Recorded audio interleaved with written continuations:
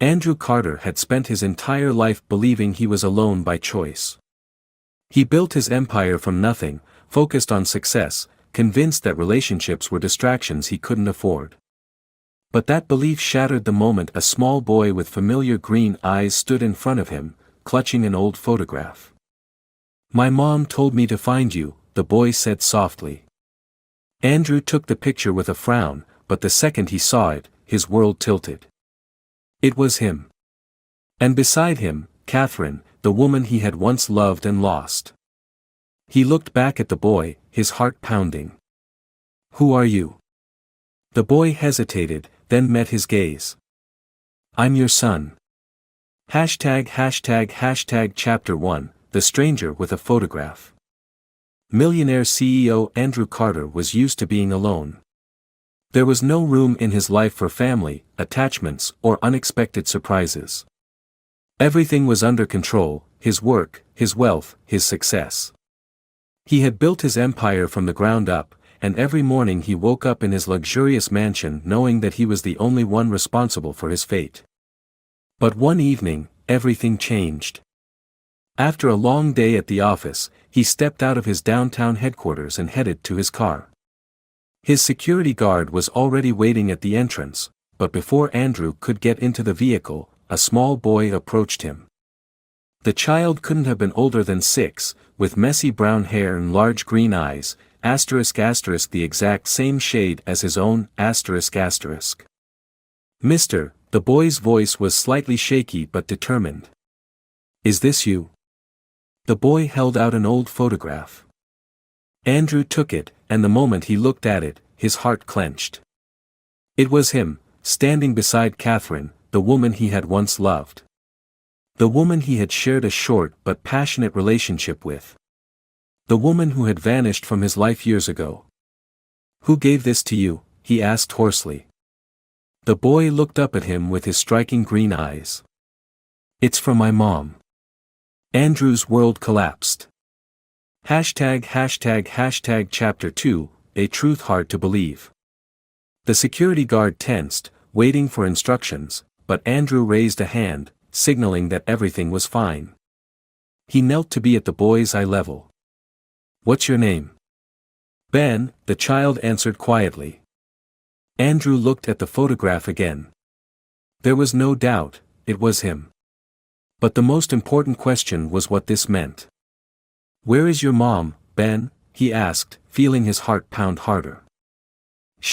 Ben hesitated. "She's in the hospital." A cold wave of fear swept through Andrew's body. "What happened to her?" "She's really sick. She told me to find you. She said, 'You're my dad.'" Those words shattered him. Chapter 3, Memories he tried to forget. Andrew drove Ben home. He couldn't just leave the boy alone. As he drove, his mind was consumed with thoughts of Catherine. They had met 7 years ago, back when he wasn't yet a billionaire. Their connection had been instant, but he had been too focused on his career, too obsessed with the future. They had broken up because he couldn't give her what she wanted, a family, Now, he had learned that he already had a family, and he had never even known. When they arrived at a small apartment, Ben ran straight to the bedroom. Lying in bed was Catherine. She was pale, frail, barely able to keep her eyes open. When her gaze finally focused on Andrew, her lips trembled. "You came," she whispered, her voice weak but filled with hope. Andrew couldn't speak. His child had grown up without him. The woman he had once loved had suffered alone. And all this time, he had been unaware.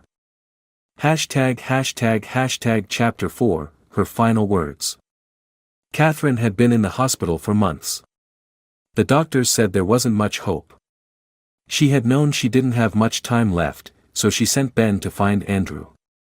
"I wanted to tell you," she whispered, looking at him. "But I knew you didn't want a family." Andrew felt an unbearable rage toward himself. "You should have told me." She nodded, swallowing with difficulty. "I know.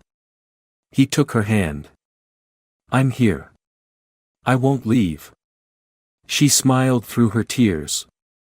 "Take care of him," she whispered. A week later, Catherine was gone. Chapter 5, A New World. Now Andrew was a father. Officially, emotionally, completely. Ben was his son, and now he had to figure out how to be a parent. But the boy didn't trust him. He had spent his whole life without a father, with only his mother as his protector. "I don't want to live with you," Ben declared. "I want to go home." But he didn't have a home anymore. Andrew did the only thing he could. "Then I'll make you a new home." Chapter 6, Learning to be a Family. Andrew changed his entire life. He cut back on work, hired the best child psychologists, but most importantly, he was there. He learned to make breakfast. He learned to help with homework. He learned to listen. Ben didn't accept him right away. But one night, during a thunderstorm, the boy came to his room on his own. "Can I sit here for a while?" Andrew nodded. And in that moment, he realized, he was no longer alone. Chapter 7, Are You My Dad? One morning, as Andrew was getting ready for work, Ben hesitated before approaching him. "Are you always going to be here?" Andrew knelt down to look him in the eye. "Always." Ben hesitated. "Can I call you Dad?" Andrew felt his throat tighten. "Of course, son." Ben smiled. Chapter 8, The Family He Never Expected. A year had passed. Now there was always a child's car seat in Andrew's car. There were always toys in his house. There were always weekends with his son in his schedule. One day, while they were playing in the park, Ben suddenly said, "I'm glad Mom sent me to find you." Andrew hugged him tightly. He was no longer alone. He had found something he never even knew he was missing. He had found his family. Andrew Carter had always believed his life was complete. He had spent years building his empire, turning his company into a corporate giant that dominated industries across the country. Every decision he made was strategic, every risk calculated. There was no room for distractions, no space for anything beyond business.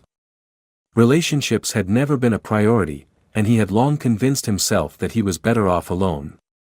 But that evening, as he stepped out of his office building and into the cool night air, everything changed. The city was alive with movement, cars speeding by, people rushing to their destinations, neon signs flickering in the distance. Andrew barely noticed any of it. His thoughts were already on his next meeting, his next deal, the next thing that needed his attention. He was about to step into his sleek black car when a small voice cut through the noise. "Excuse me, mister." He turned instinctively, expecting to see a reporter, a business associate, or maybe a fan hoping for an autograph.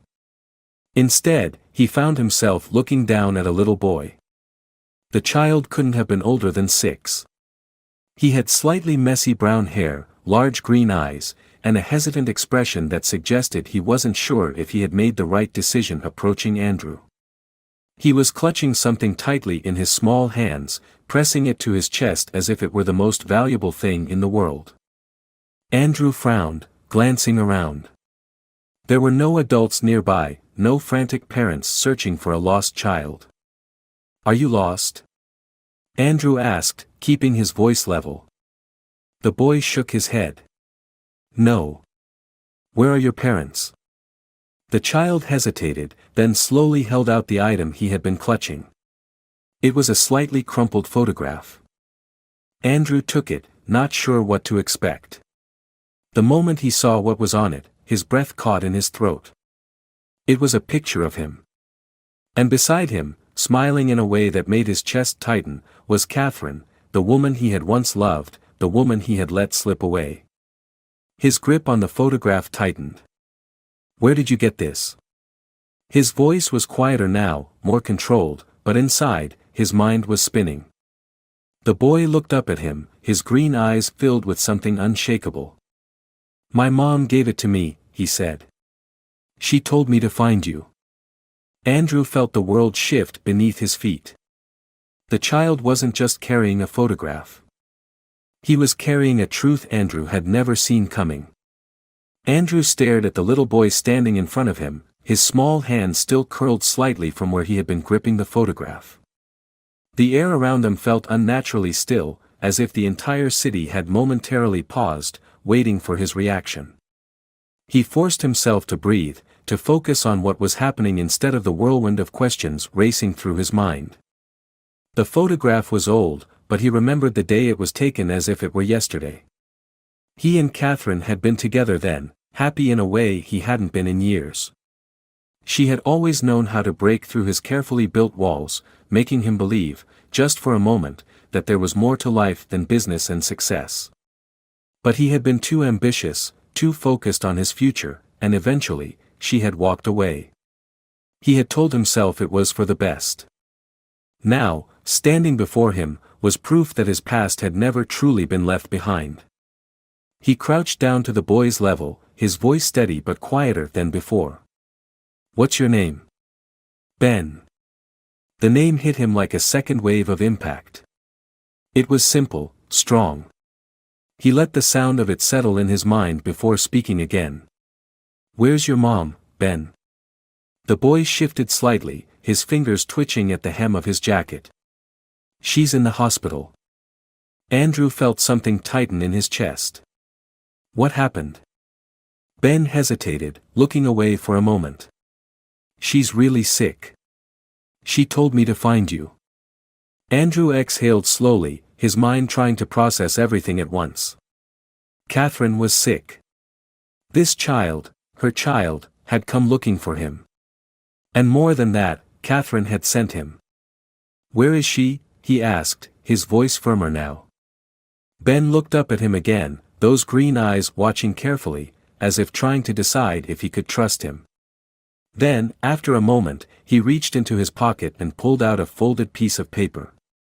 He held it out, and Andrew took it, unfolding it with careful fingers. It was a hospital address. That was all the confirmation he needed. Standing up, he turned to his driver, who had been watching the scene unfold in silence. "We're going to the hospital. Now." Ben followed him to the car, still quiet but no longer hesitant. It was as if he had completed the hardest part of his task, finding Andrew, and now he could just wait for whatever came next. The car ride was silent at first. Andrew couldn't stop looking at the boy sitting next to him, noting the similarities that now seemed impossible to ignore. The same deep brown hair, the same piercing green eyes. Ben was studying the city outside the window, his small hands pressed together in his lap, his face unreadable. "You're sure your mom told you to find me?" Andrew finally asked, breaking the silence. Ben nodded, turning to look at him. "She said you were important." Andrew swallowed hard. "Did she ever tell you anything about me?" Ben considered this for a moment, then shrugged. "She said you were busy." That answer shouldn't have hit as hard as it did. But it did. Andrew looked straight ahead, the weight of lost years settling in his chest. He had spent so much of his life chasing success, believing that he had everything he needed. And yet, a 6-year-old boy had just reminded him of what he had missed.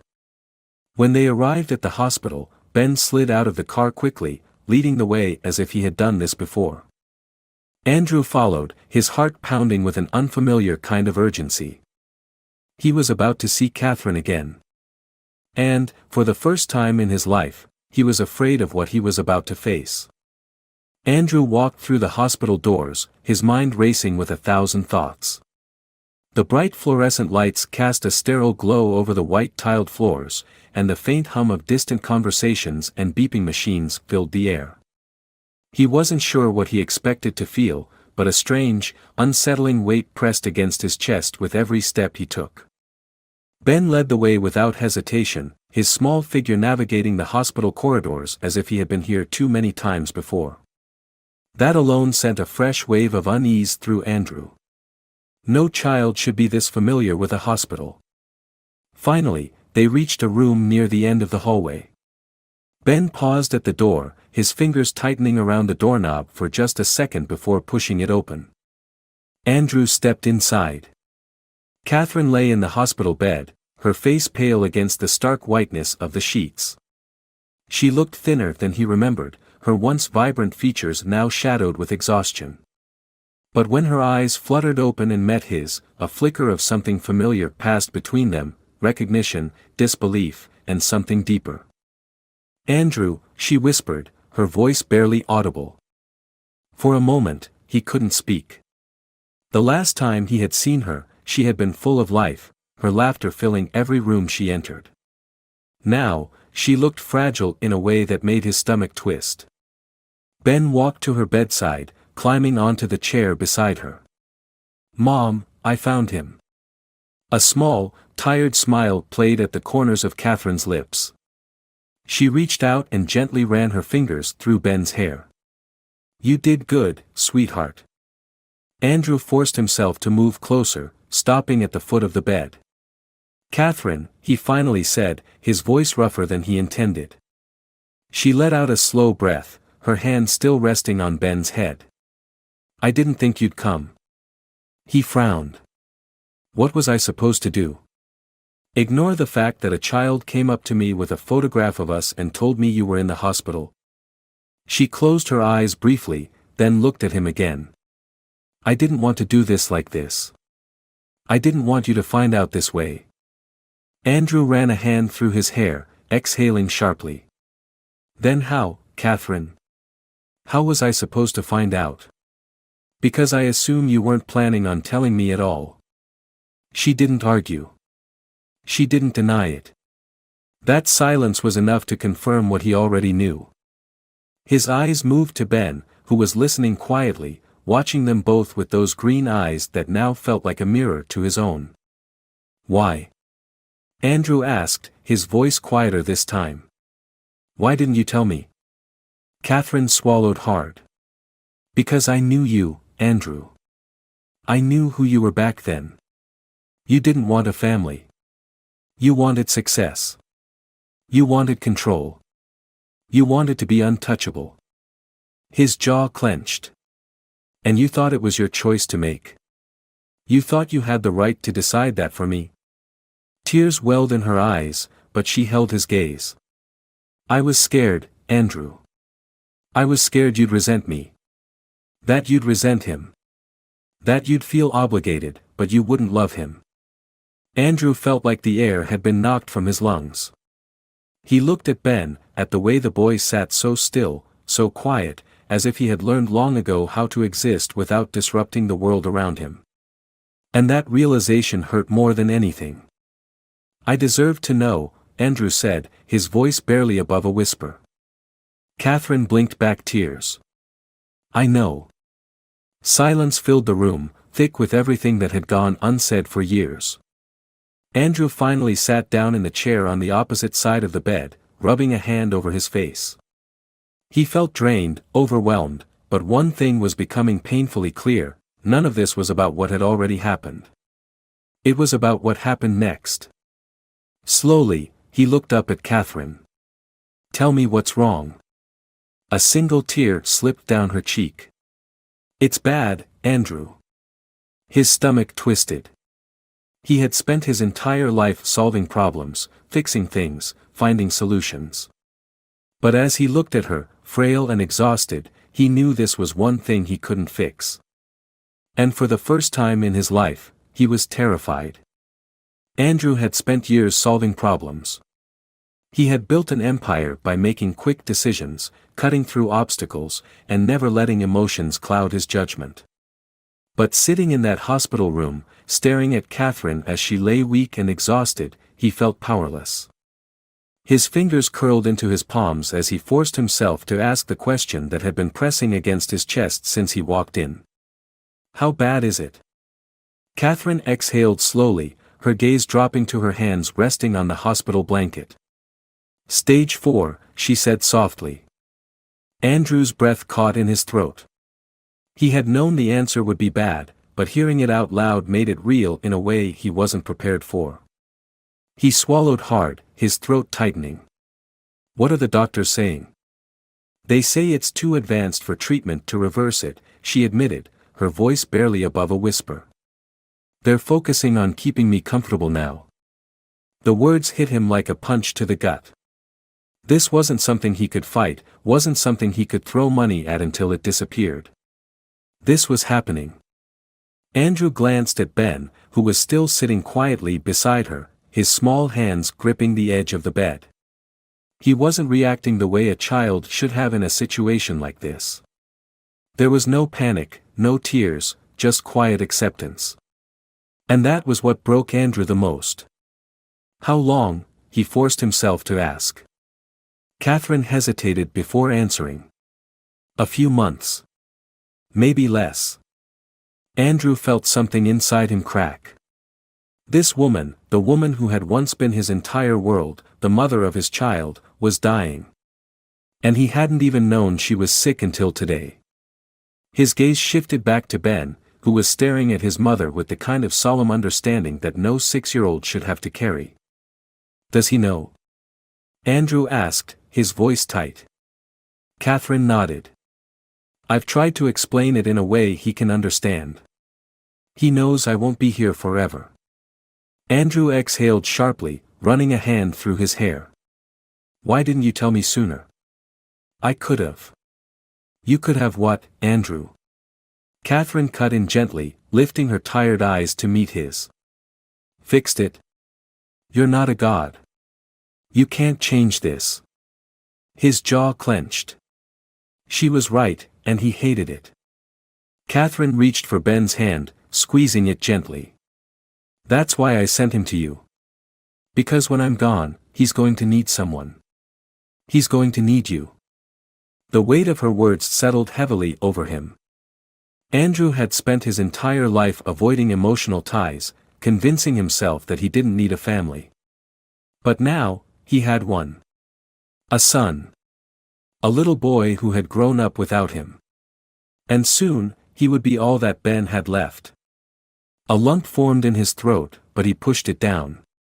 This wasn't about his emotions. This was about what happened next. What do you need from me? He asked, his voice steady despite the storm inside him. Catherine let out a small, relieved breath. Just be there for him, Andrew. He's a good kid. He's strong, but he's still just a little boy. He needs to know he's not alone. Andrew nodded, feeling the weight of her request settle deep in his chest. You don't have to worry about that, he said firmly. I'm here now. And I'm not going anywhere. Catherine gave him a tired smile, her eyes filled with something that looked like gratitude. For the first time in years, Andrew felt something shift inside him. He had always believed his life was complete, that he had everything he needed. But sitting in that hospital room, looking at his son and the woman he had once loved, he realized how wrong he had been. Because for the first time in his life, he had something to lose. Andrew didn't leave the hospital that night. He couldn't. After hearing Catherine's diagnosis, after realizing just how little time she had left, the thought of walking away, even for a few hours, felt impossible. He had spent years believing he was in control of his own life, that nothing could shake the foundation he had built for himself. But now, sitting in a hospital chair beside the mother of his child, watching his son sleep curled up in the chair next to her bed, he realized how little control he truly had. Catherine had fallen asleep shortly after their conversation, exhaustion overtaking her frail body. Ben had tried to stay awake, watching over her the way a child never should have to, but eventually, he had given in to sleep.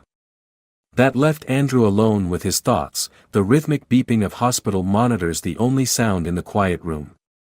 He studied Ben's small frame, the way his tiny fingers were still loosely gripping the blanket draped over him. It hit him then, in a way it hadn't before, this was his son ***.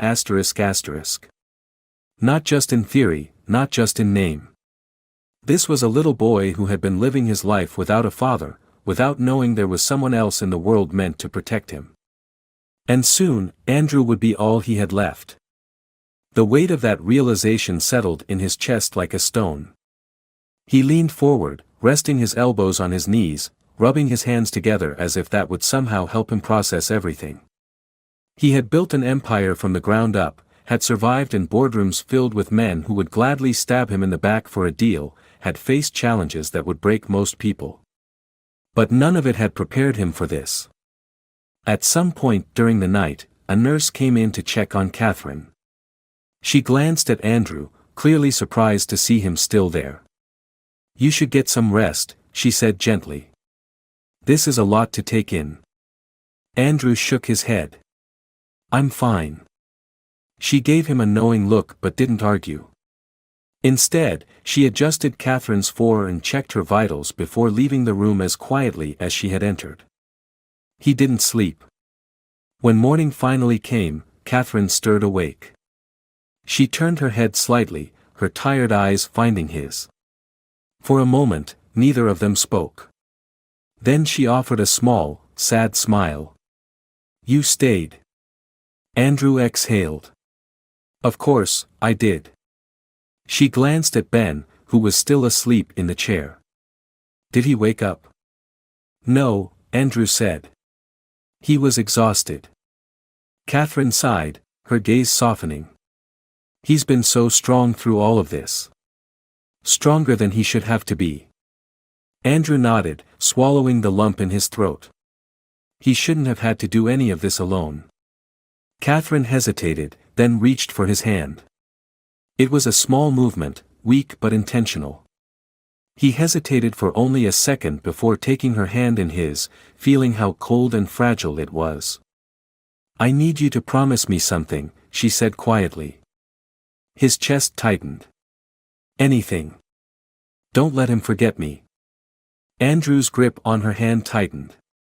"He won't." Catherine gave a slight nod, her lips pressing together. "And don't shut him out." Andrew frowned.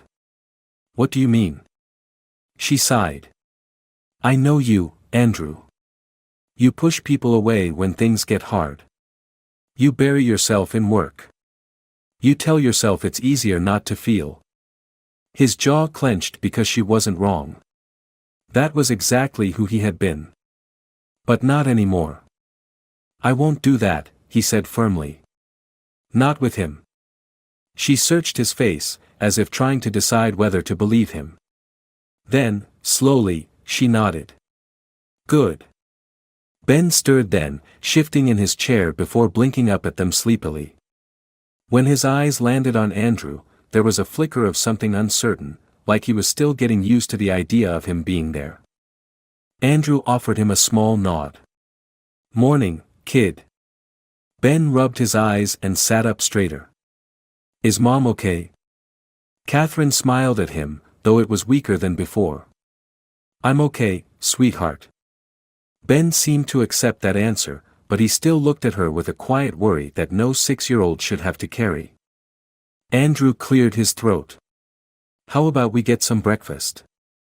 Ben hesitated, glancing at his mom, but she nodded encouragingly. "Go with your dad, sweetheart." It was the first time she had referred to him that way in front of Ben, and for a second, the boy just stared at her. Then, slowly, he turned back to Andrew. "Okay."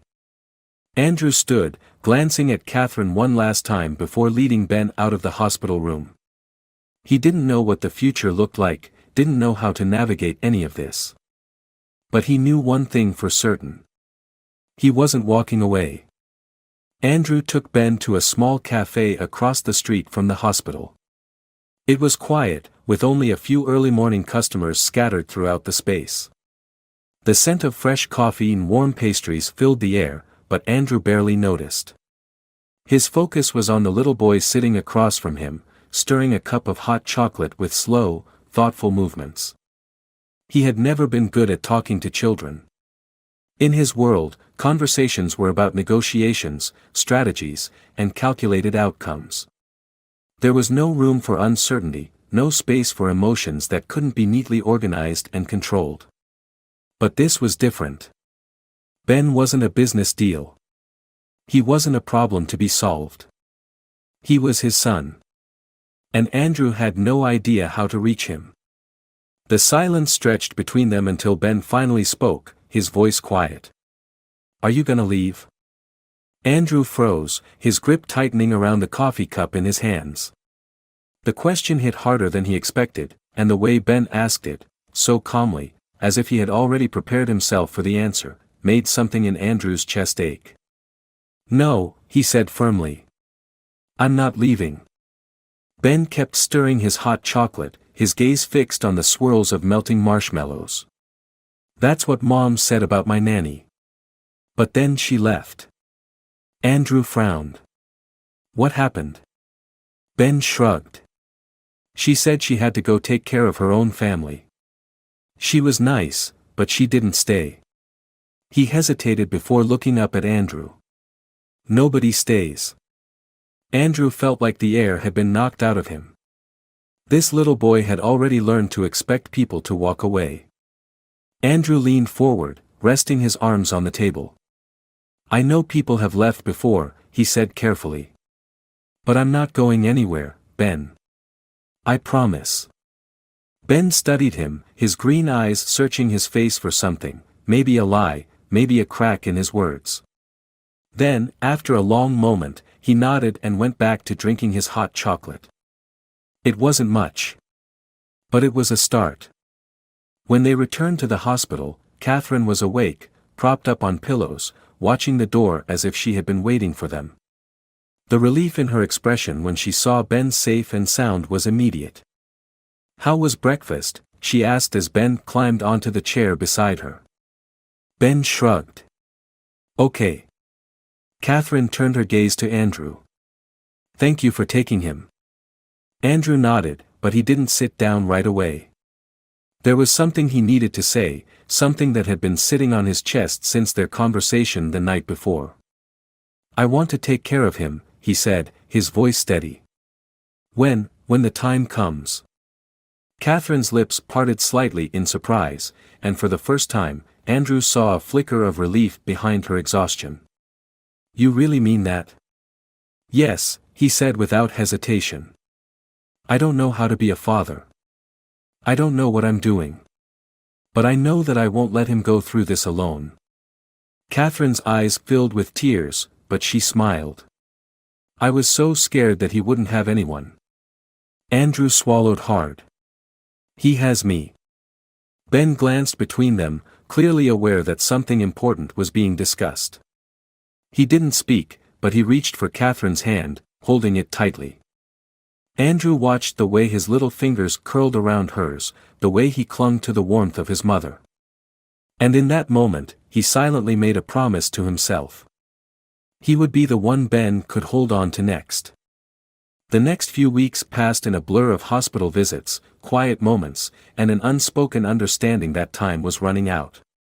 Andrew found himself in unfamiliar territory, navigating a world where business deals and boardrooms didn't matter.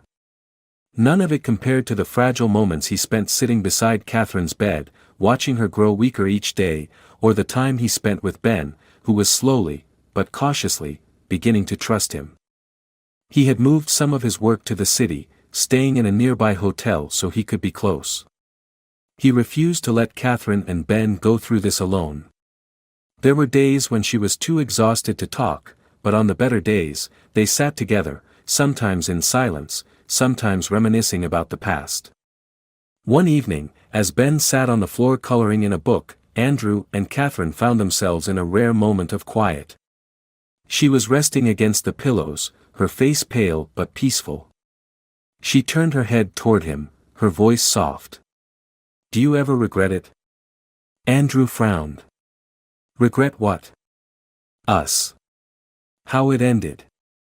He exhaled slowly, thinking back to the younger version of himself, the man who had been too focused on his career, too convinced that love and family were distractions he couldn't afford.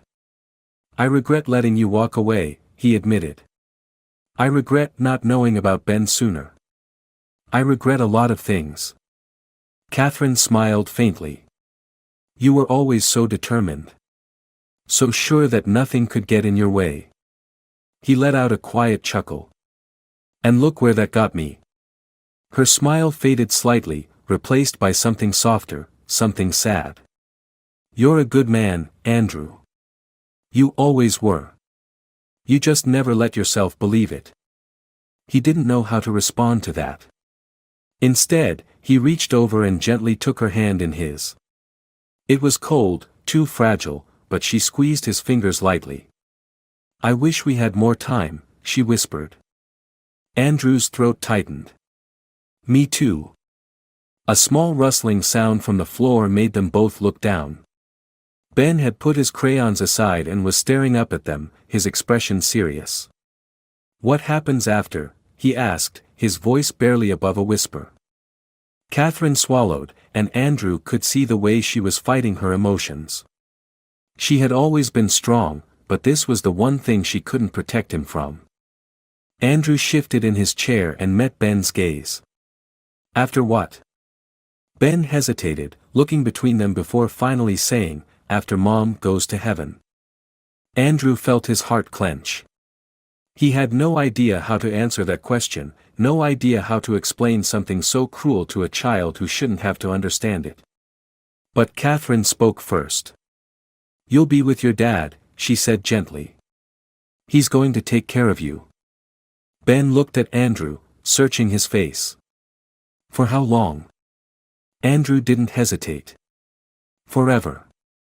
Ben studied him, his little hands twisting in his lap. Promise? Andrew leaned forward, his voice steady. I promise. Ben didn't say anything else. He just nodded and went back to coloring. Andrew glanced at Catherine, who was watching them with a look of quiet relief. She knew she wouldn't be here much longer, but she also knew that Ben wouldn't be alone. And for the first time, Andrew understood what it truly meant to be a father. The day Catherine passed away was quiet. There was no dramatic moment, no final words whispered at the last second, just a slow, peaceful fading as she slipped away in her sleep. The hospital room was still, filled with nothing but the steady beeping of the monitors until, finally, even that stopped. Andrew sat beside her, staring at the fragile hand he still held in his own. He had known this was coming. He had prepared for it. But nothing about it felt real. Ben sat in the chair beside him, his small body curled into himself, his arms wrapped around his knees. He hadn't cried yet. He hadn't said a word. He just watched his mother, waiting, as if she might wake up and tell him everything was okay. But she wouldn't. Andrew swallowed the lump in his throat and turned to Ben. Come here, he said softly. Ben hesitated for a moment before slowly standing and walking over. Andrew reached out, wrapping an arm around him, pulling him close. The boy didn't resist. He just leaned into him, pressing his face against Andrew's side, his small hands gripping the fabric of his shirt. And then, finally, he broke. His little shoulders trembled, silent at first, then shaking harder as muffled sobs escaped him. He wasn't loud. He didn't wail or scream. But the way he held on, the way his fingers clenched into Andrew's shirt as if he were afraid he might disappear too, made it hurt even more. Andrew rested his chin on the top of Ben's head, closing his eyes. I'm here, he whispered. I've got you. He didn't know how long they sat there like that, but eventually, a nurse came in, her expression filled with quiet sympathy. Take your time, she said gently. But when you're ready, we'll handle everything. Andrew nodded, his grip on Ben tightening slightly. Thank you. Ben didn't let go of him for the rest of the day. The funeral was small. Catherine hadn't had much family, just a few distant relatives who came to pay their respects. Most of the people in attendance were from the hospital, nurses and doctors who had cared for her in her final months. Ben stood beside Andrew the entire time, his small hand gripping his tightly. He didn't cry again, but he didn't let go either. Andrew didn't say much to anyone. He just stood there, his hand resting on his son's shoulder, anchoring him the only way he knew how. Afterward, they drove home, which was now Andrew's penthouse, a place that had once felt too big for one person but now felt impossibly small with the weight of grief between them. Ben walked in, looking around uncertainly. It was the first time he had ever been there. His small bag of belongings was tucked under his arm, the only things he had left from the life he had before. Andrew crouched down in front of him, meeting his eyes. "You can have your own room here," he said gently. "We can decorate it however you want." Ben nodded but didn't say anything. Andrew hesitated. "Are you hungry?" Another small nod. "Come on," Andrew said, standing up. "Let's get something to eat." They ate in silence, sitting across from each other at the massive dining table that suddenly felt too empty. Ben picked at his food, barely eating, and Andrew didn't push. When dinner was over, Ben stood up, gripping the strap of his bag tightly. "Where do I sleep?" he asked quietly. Andrew motioned toward the hallway. "I set up a room for you, but if you want, you can stay in my room tonight." Ben hesitated for a long moment before nodding. "Okay."